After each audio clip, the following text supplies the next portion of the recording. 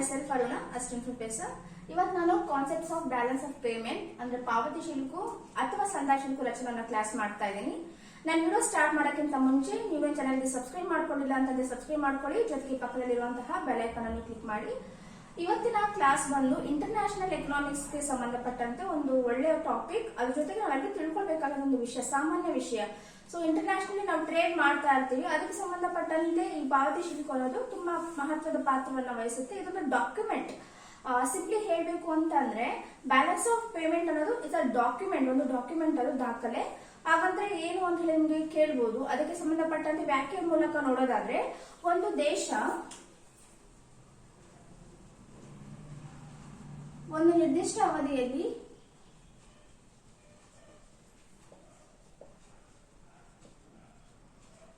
ಪ್ರಪಂಚದ ಇತರ ದೇಶಗಳೊಂದಿಗೆ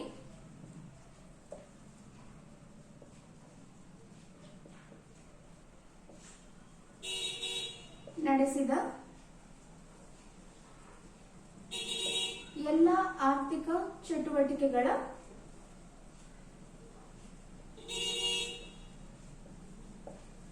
ದಾಖಲೆಯಾಗಿದೆ. ಸೊ ಇಷ್ಟು ಸಿಂಪಲ್ ಆಗಿದೆ ನೋಡಿ.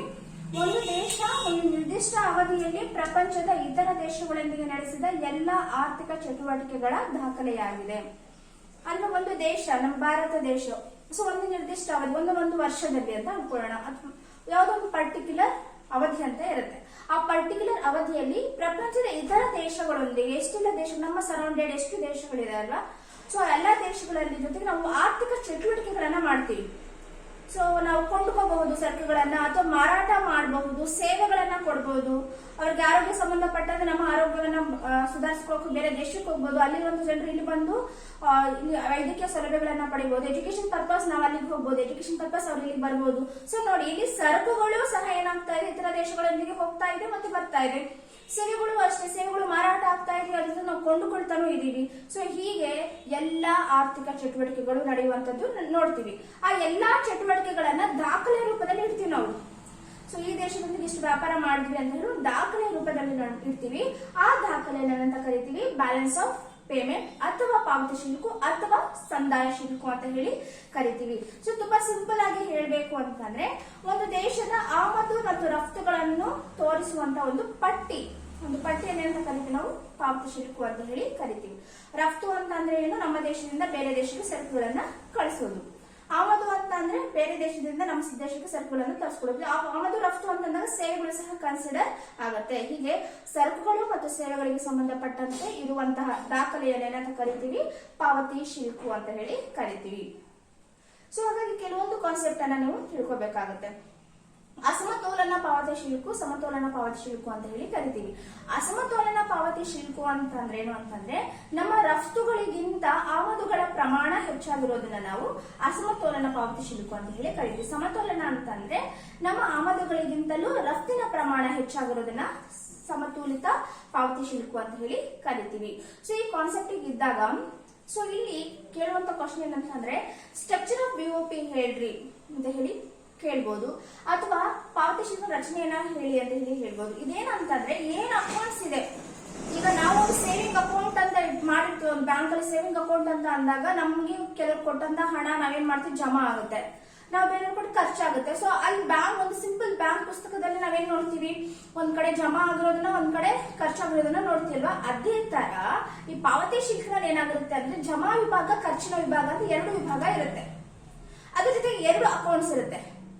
ಸೊ ಎರಡು ಅಕೌಂಟ್ಸ್ ಅಲ್ಲಿ ಏನಾಗುತ್ತೆ, ಒಂದು ಖರ್ಚಿನ ವಿಭಾಗ, ಮತ್ತೊಂದು ಜಮಾ ವಿಭಾಗ ಅಂತ ಹೇಳಿ ಹೇಳ್ತೀವಿ.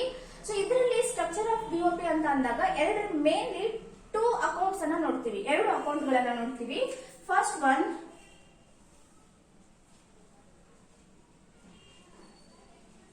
ಕರೆಂಟ್ ಅಕೌಂಟ್,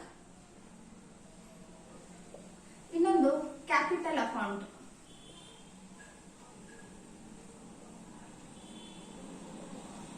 ಕರೆಂಟ್ ಅಕೌಂಟ್ ಅಂದ್ರೆ ಚಾಲ್ತಿ ಖಾತೆ, ಕ್ಯಾಪಿಟಲ್ ಅಕೌಂಟ್ ಅಂದ್ರೆ ಬಂಡವಾಳ ಖಾತೆ. ಸೊ ವೆರಿ ಸಿಂಪಲ್, ಒಂದೆರಡು ನಿಮಿಷ ನೀವು ಕಾನ್ಸಂಟ್ರೇಟ್ ಮಾಡಿದ್ರಿ ಅಂತಂದ್ರೆ ತುಂಬಾ ಈಸಿಯಾಗಿ ಅರ್ಥ ಆಗುತ್ತೆ. ನೋಡಿ, ಕರೆಂಟ್ ಅಕೌಂಟ್ ಅಂತ ಒಂದಿರುತ್ತೆ, ಕ್ಯಾಪಿಟಲ್ ಅಕೌಂಟ್ ಅಂತ ಹೇಳಿ ಒಂದಿರುತ್ತೆ. ಈ ಕರೆಂಟ್ ಅಕೌಂಟ್ ಅಲ್ಲಿ ಮತ್ತೆ ಎರಡು ಭಾಗ ಇರುತ್ತೆ, ಒಂದು ಜಮಾ ವಿಭಾಗ ವಿಭಾಗ. ಸೊ ಇಲ್ಲೂ ಅಷ್ಟೇ ಜಮಾ ವಿಭಾಗ ಮತ್ತೊಂದು ಖರ್ಚಿನ ವಿಭಾಗ ಅಂತ ಹೇಳಿ ನಾವು ನೋಡ್ತೀವಿ.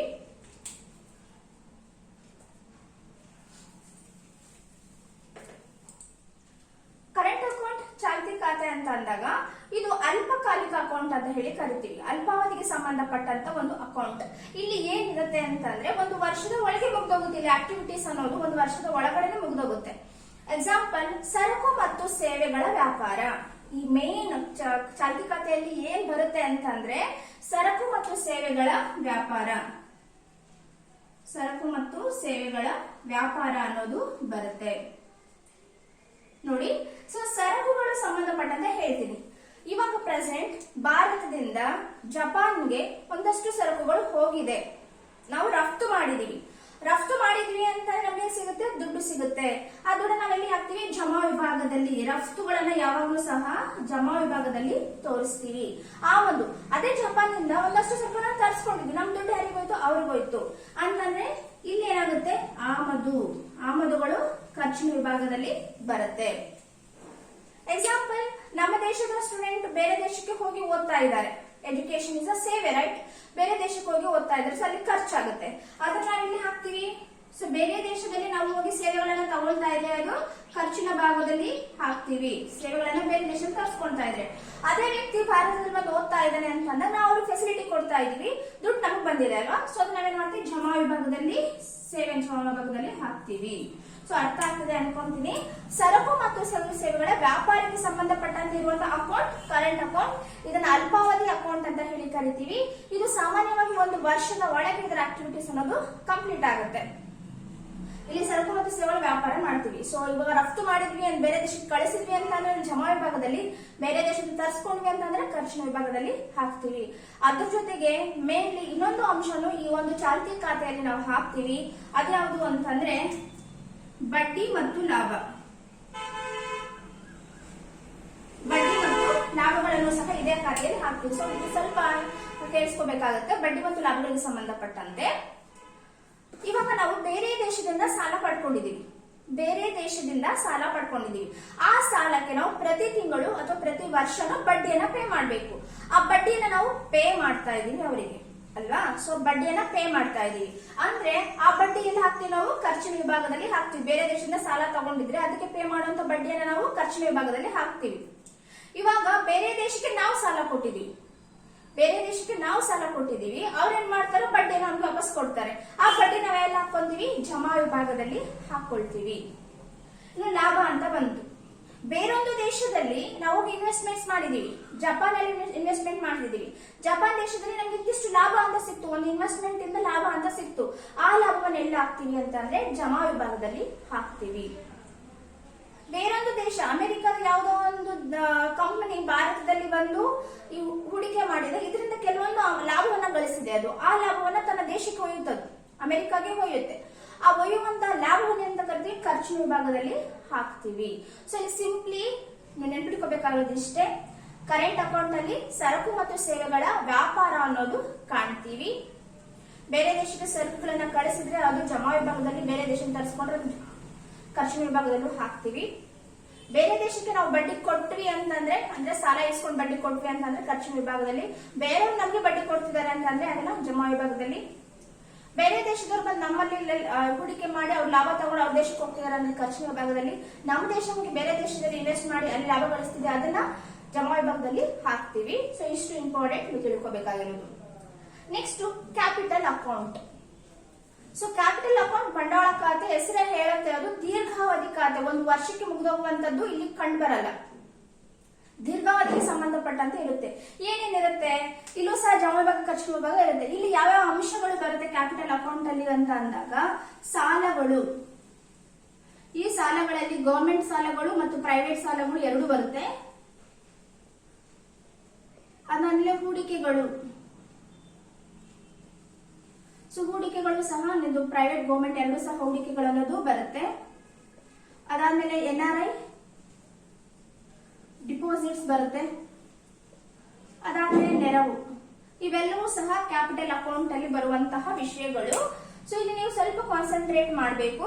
ಸಾಲಗಳು ಅಂತ ಬಂದಾಗ ಜಮಾ ವಿಭಾಗ ಖರ್ಚಿನ ವಿಭಾಗ ಕನ್ಫ್ಯೂಸ್ ಆಗುತ್ತೆ ನಿಮ್ಗೆ. ಕನ್ಫ್ಯೂಸ್ ಆಗದಂಗೆ ಹೇಳ್ತೀನಿ, ಟ್ರೈ ಮಾಡ್ತೀನಿ.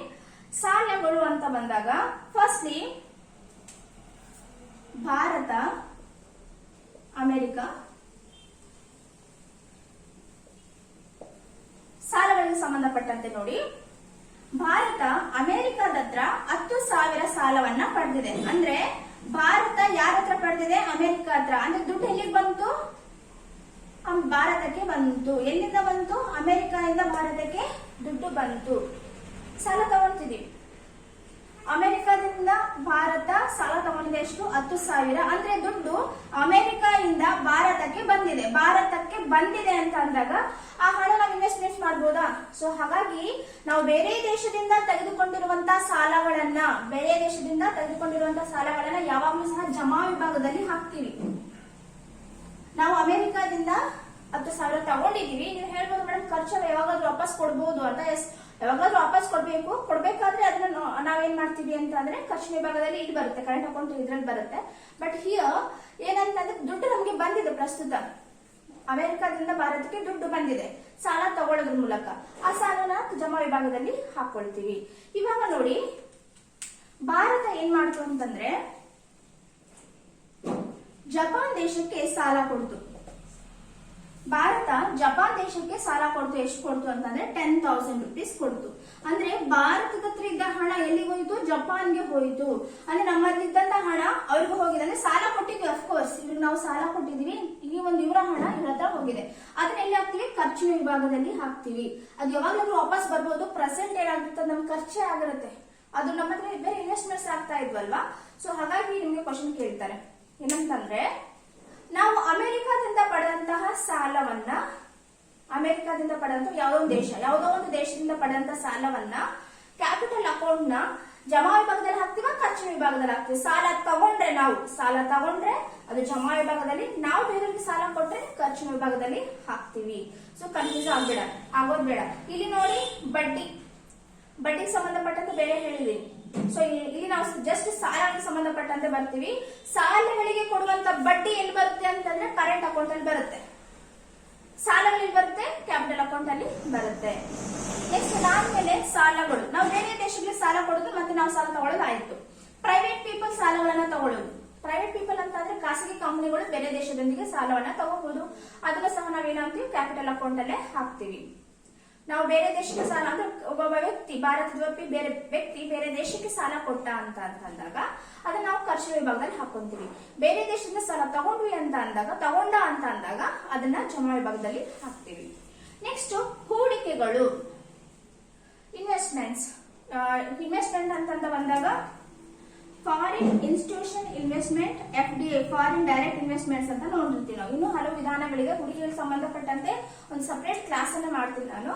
ಇಲ್ಲಿ ನೋಡಿ, FII foreign institutional investment, FDI ಅಂತ ಅಂದ್ರೆ ಫಾರಿನ್ ಡೈರೆಕ್ಟ್ ಇನ್ವೆಸ್ಟ್ಮೆಂಟ್ಸ್ ಅಂತ ಹೇಳಿ ಕರಿತೀವಿ. ಅಂದ್ರೆ ಬೇರೆ ದೇಶದ ಕಂಪನಿಗಳು ಇಲ್ಲಿ ಹೂಡಿಕೆ ಮಾಡುವಂತದನ್ನ ನಾವು ಹೂಡಿಕೆಗಳು ಅಂತ ಹೇಳಿ ಕರಿತೀವಿ.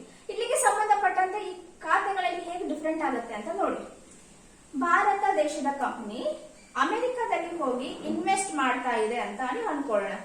ಭಾರತ ದೇಶದ ಕಂಪನಿ ಅಮೆರಿಕದಲ್ಲಿ ಹೋಗಿ ಹೂಡಿಕೆ ಮಾಡ್ತಾ ಇದೆ ಅಂತಂದ್ರೆ ಹೂಡಿಕೆ ಭಾರತದಲ್ಲಿ ಆಗ್ತಾ ಇಲ್ಲ, ಎಲ್ಲ ಆಗ್ತಾ ಇದೆ? ಅಮೆರಿಕದಲ್ಲಿ ಆಗ್ತಾ ಇದೆ ಅಂತ ಆದಾಗ ಅದನ್ನ ಖರ್ಚು ವಿಭಾಗದಲ್ಲಿ ಹಾಕೊಂತೀವಿ ನಾವು. ಈಗ 10,000 ಇನ್ವೆಸ್ಟ್ಮೆಂಟ್ ಅಮೆರಿಕಾಗೆ ಹೋಗಿ ಇನ್ವೆಸ್ಟ್ಮೆಂಟ್ ಮಾಡ್ತಾ ಇದೀವಿ ಭಾರತ ದೇಶದವರು ಅಂತ ಅಂದಾಗ ಆ 10,000 ಅನ್ನ ನಾವು ಖರ್ಚಿನ ವಿಭಾಗದಲ್ಲಿ ಹಾಕೊಳ್ತೀವಿ. ಯಾವುದೋ ಒಂದು ಬೇರೆ ರಷ್ಯಾ ದೇಶದ ಕಂಪನಿ ಭಾರತದಲ್ಲಿ ಬಂದು ಇನ್ವೆಸ್ಟ್ ಮಾಡ್ತಾ ಇದೆ, ಹೂಡಿಕೆ ಮಾಡ್ತಾ ಇದೆ ಅಂತ ಅಂದಾಗ ಒಂದು 50,000 1 lakh ಮಾಡ್ತಾ ಇದೆ ಅಂದಾಗ ಅದನ್ನ ನಾವು ಜಮಾ ವಿಭಾಗದಲ್ಲಿ ಹಾಕೊಂತೀವಿ. ಹೂಡಿಕೆಗಳು ನಮ್ಮ ದೇಶದವರು ಬೇರೆ ದೇಶದಲ್ಲಿ ಹೋಗಿ ಹೂಡಿಕೆ ಮಾಡಿದ್ರೆ ಅದು ಖರ್ಚಿನ ವಿಭಾಗದಲ್ಲಿ ಹಾಕೊಂತೀವಿ. ಬೇರೆ ದೇಶದವರು ನಮ್ಮ ದೇಶದಲ್ಲಿ ಬಂದು ಹೂಡಿಕೆ ಮಾಡಿದ್ರೆ ಅದನ್ನ ಜಮಾ ವಿಭಾಗದಲ್ಲಿ ಹಾಕೊಳ್ತೀವಿ. ನೆಕ್ಸ್ಟ್ ಬಂದು NRI ಡಿಪಾಸಿಟ್ಸ್. NRI ಅಂತಂದ್ರೆ ನಮ್ಮ ದೇಶದ ನಿವಾಸಿಗಳು ಬೇರೆ ದೇಶದಲ್ಲಿ ಹೋಗಿ ದುಡಿತಾ ಇರ್ತಾರೆ. ನಮ್ಮ ದೇಶದವರು ಬೇರೆ ದೇಶದಲ್ಲಿ ಹೋಗಿ ದುಡಿತಾ ಇರ್ತಾರೆ. ಆ ದುಡ್ಡಂತ ಅಮೌಂಟ್ ನಾವು RBI ಅಕೌಂಟ್ ಅಲ್ಲಿ ಸೇವಿಂಗ್ ಮಾಡ್ತಾರೆ. NRI ಜನರೇನಿರ್ತಾರೆ ಅವ್ರು ಡಿಪಾಸಿಟ್ ಗಳನ್ನ ಭಾರತದ ಬ್ಯಾಂಕ್ ಗಳಲ್ಲಿ ಮಾಡ್ತಾರೆ. ಅವೆಲ್ಲವೂ ಸಹ NRI ಡಿಪಾಸಿಟ್ ಸಹ ನಾವಿಲ್ಲಿ ಕ್ಯಾಪಿಟಲ್ ಅಕೌಂಟ್ ಅಲ್ಲಿ ಹಾಕ್ತೀವಿ. ಎಕ್ಸಾಂಪಲ್, ನಮ್ಮ ದೇಶದ ಜನರು ಅಮೆರಿಕದಲ್ಲಿ ದುಡಿತಿದ್ದಾರೆ, ಅವರು ನಮ್ಮ ದೇಶದ ಅಕೌಂಟ್ ಅಲ್ಲಿ ಮಾಡಿದ್ದಾರೆ ಅಂತಂದಾಗ ಅದನ್ನ ನಾವು ಜಮಾ ವಿಭಾಗದಲ್ಲಿ ಹಾಕೋದು. ನಮ್ಮ ದೇಶಕ್ಕೆ ಹಣ ಬಂತಲ್ಲ, ಇಲ್ಲಿ ಯಾರೋ ಒಂದು ಜನ ಇರುವಂತಹ ಬೇರೆ ದೇಶದ ವ್ಯಕ್ತಿಗಳು ಬೇರೆ ದೇಶಕ್ಕೆ ಹಣವನ್ನು ಒಯ್ತಿದ್ದಾರೆ ಅಂತಂದ್ರೆ ಅದನ್ನ ಖರ್ಚಿನ ವಿಭಾಗದಲ್ಲಿ ಹಾಕೊಳ್ತೀವಿ. ನೆಕ್ಸ್ಟ್ ನೆರವು ಅಂತ ಅಂದಾಗ ಬೇರೆ ದೇಶದವರು ಅಂದ್ರೆ ಕೆಲವೊಂದು ಇಂಟರ್ನ್ಯಾಷನಲ್ ಮಾನಿಟರಿ ಫಂಡ್ಸ್ ಇರ್ಬೋದು, ಇಂಟರ್ನ್ಯಾಷನಲ್ ಫೈನಾನ್ಷಿಯಲ್ ಇನ್ಸ್ಟಿಟ್ಯೂಷನ್ಸ್ ಇರುತ್ತಲ್ಲ, ಅಂತಾರಾಷ್ಟ್ರೀಯ ಹಣಕಾಸು ಸಂಸ್ಥೆಗಳು ಅಥವಾ ಬೇರೆ ದೇಶಗಳು ನಮಗೆ ನೆರವು ಕೊಡ್ಬೋದು. ಅಂದ್ರೆ ನಮಗೆ ವಾಪಸ್ ಕೊಡುವಂತ ಅವಶ್ಯಕತೆ ಏನಿರಲ್ಲ. ನಮ್ಗೆ ಒಂದು ಎಜುಕೇಶನ್ ಇಂಪ್ರೂವ್ ಮಾಡಿ ಅಂತಾನೋ ಅಥವಾ ಇನ್ಫ್ರಾಸ್ಟ್ರಕ್ಚರ್ ಇಂಪ್ರೂವ್ ಮಾಡಿ ಅಂತಾನೋ ಅಥವಾ ಯಾವುದೋ ಒಂದು ತುರ್ತು ಪರಿಸ್ಥಿತಿಯನ್ನು ನಿರ್ವಹಿಸಿ ಅಂತಾನೋ ಬೇರೆ ದೇಶದವರು ನಮಗೆ ದುಡ್ಡನ್ನ ಕೊಟ್ಟಿರ್ತಾರೆ, ಬಟ್ ಅದನ್ನ ವಾಪಸ್ ಮಾಡುವಂತ ಅವಶ್ಯಕತೆ ಇರಲ್ಲ. ಆ ನೆರವನ್ನು ಸಹ ನಾವು ಕ್ಯಾಪಿಟಲ್ ಅಕೌಂಟ್ ಅಲ್ಲೇ ಹಾಕ್ತಿವಿ. ನಾವೇನಾದ್ರೂ ಬೇರೆ ದೇಶ ನೆರವು ತಗೊಂಡ್ರಿ ಅಂತಂದ್ರೆ ಅದನ್ನ ಜಮಾ ವಿಭಾಗದಲ್ಲಿ, ಬೇರೆ ದೇಶ ನಾವು ನೆರವು ಕೊಟ್ವಿ ಅಂತಂದ್ರೆ ಖರ್ಚಿನ ವಿಭಾಗದಲ್ಲಿ ಹಾಕೊಳ್ತೀವಿ. ಸೊ ಕನ್ಫ್ಯೂಷನ್ ಬೇಡ. ಸಾಲಗಳು ಲಾಭಗಳು ಎಲ್ಲಿ ಬರುತ್ತೆ? ಕರೆಂಟ್ ಅಕೌಂಟ್ ಅಲ್ಲಿ. ಬಡ್ಡಿಗಳು ಸಾಲಗಳು ಮತ್ತು ಹೂಡಿಕೆಗಳು ಎಲ್ಲಿ ಬರುತ್ತೆ ಅಂತಂದ್ರೆ ಕ್ಯಾಪಿಟಲ್ ಅಕೌಂಟ್ ಅಲ್ಲಿ. ಸೊ ಹಾಗಾಗಿ ಇಲ್ಲಿ ಎರಡನ್ನೂ ನೀವು ಪಾಸ್ ಮಾಡಿ ನೋಡಿದ್ರಿ ಅಂತಂದ್ರೆ ತುಂಬಾ ಈಸಿಯಾಗಿ ಅರ್ಥ ಆಗುತ್ತೆ. ಸೊ ಇದು ಪಾವತಿ ಶುಲ್ಕ ಮತ್ತು ಸಂದಾಯ ಶುಲ್ಕನ ರಚನೆ. ತುಂಬಾ ಸಿಂಪಲ್ ಆಗಿ ಬರೀಬಹುದು. ಫಸ್ಟ್ ನೀವು ಪಾವತಿ ಶುಲ್ಕ ಅಂದ್ರೆ ಡಿಗ್ರಿ ಎಕ್ಸಾಮ್ಸ್ ಅನ್ನು ಅಟೆಂಡ್ ಮಾಡೋರ್ಗೋಸ್ಕರ ಪಾವತಿ ಶುಲ್ಕ ಅಂತ ಅಂದ್ರೆ ಏನು ಅಂತ ಬರೆದು, ಆಫ್ಟರ್ ದಟ್ ಅಸಮತೋಲನ ಪಾವತಿ ಶುಲ್ಕ, ಸಮತೋಲನ ಪಾವತಿ ಶುಲ್ಕ ಅಂತ ಬರೆದು, ಆಮೇಲೆ ಸ್ಟ್ರಕ್ಚರ್ ಆಫ್ ಬಿಒಪಿ ಅಂತ ಬರೆದು, ಇದು ಕರೆಂಟ್ ಅಕೌಂಟ್ ಇರ್ತವೆ. Current account, capital account. Current account ಅಲ್ಲಿ ಯಾವ್ಯಾವ ಸರಕು ಸೇವೆಗಳ ವ್ಯಾಪಾರ, ಬಡ್ಡಿ ಮತ್ತು ಲಾಭ ಇವುಗಳು ಬರ್ತವೆ. ಇದರಲ್ಲಿ ನೀವು ಸಂಬಂಧಪಟ್ಟಂತೆ ಸರಕುಗಳ ವ್ಯಾಪಾರಕ್ಕೆ ಸಂಬಂಧಪಟ್ಟಂತೆ ಜಮಾದಾರರಿಗೆ ಹಾಕ್ಬೇಕಾ, ಖರ್ಚಿನ ಹಾಕ್ಬೇಕಾ, ಸೇವೆಗಳ ವ್ಯಾಪಾರದಲ್ಲಿ ಸಂಬಂಧ ಜಮಾ ವಿಭಾಗದಲ್ಲ ಖರ್ಚಿನ ವಿಭಾಗದಲ್ಲ ನೋಡ್ಕೋಬೇಕು. ಇಲ್ಲಿ ಕ್ಯಾಪಿಟಲ್ ಅಕೌಂಟ್ ಅಂತ ಬಂದಾಗ ಸಾಲಗಳು ಬರುತ್ತೆ, ಅದ್ರಲ್ಲಿ ಗವರ್ಮೆಂಟ್ ಸಾಲಗಳು ಮತ್ತು ಪ್ರೈವೇಟ್ ಪೀಪಲ್ ಸಾಲಗಳು ಬರುತ್ತೆ, ಹೂಡಿಕೆಗಳು ಬರುತ್ತೆ, NRI ಡಿಪಾಸಿಟ್ಸ್ ಬರುತ್ತೆ, ನೆರವು, ಇವೆಲ್ಲವೂ ಸಹ ಕ್ಯಾಪಿಟಲ್ ಅಕೌಂಟ್ ಅಲ್ಲಿ ಬರುತ್ತೆ. ಈ ಕ್ಯಾಪಿಟಲ್ ಅಕೌಂಟ್ ಗಳಲ್ಲಿ ನಾವು ಎಲ್ಲೆಲ್ಲಿ ಹಾಕ್ಬೇಕು, ನಾವು ಬೇರೆ ದೇಶದಿಂದ ಸಾಲ ತಗೊಂಡ್ರೆ ಯಾವ ಅಕೌಂಟ್ ಅಲ್ಲಿ ಹಾಕ್ತೀರಾ ಅಂದ್ರೆ ಯಾವ ವಿಭಾಗದಲ್ಲಿ ಹಾಕ್ತೀರಾ, ನಾವು ಬೇರೆ ದೇಶಕ್ಕೆ ಸಾಲ ಕೊಟ್ಟು ಯಾವ ವಿಭಾಗದಲ್ಲಿ ಹಾಕ್ತೀರಾ ಅಂತ ಇಲ್ಲಿ ನೋಡ್ಕೋಬೇಕಾಗುತ್ತೆ. ಕನ್ಫ್ಯೂಷನ್ ಬೇಡ. ತುಂಬಾ ಕ್ಲಿಯರ್ ಆಗಿ ನೀವು ನೋಡಿದ್ರಿ ಅಂತ ಅಂದ್ರೆ ಈಸಿಯಾಗಿ ಅರ್ಥ ಆಗುತ್ತೆ ಅಂತ ಹೇಳ್ತಾ ಮುಂದಿನ ಕ್ಲಾಸ್ ಅಲ್ಲಿ ಮತ್ತೆ ಸಿಗೋಣ. Thank you.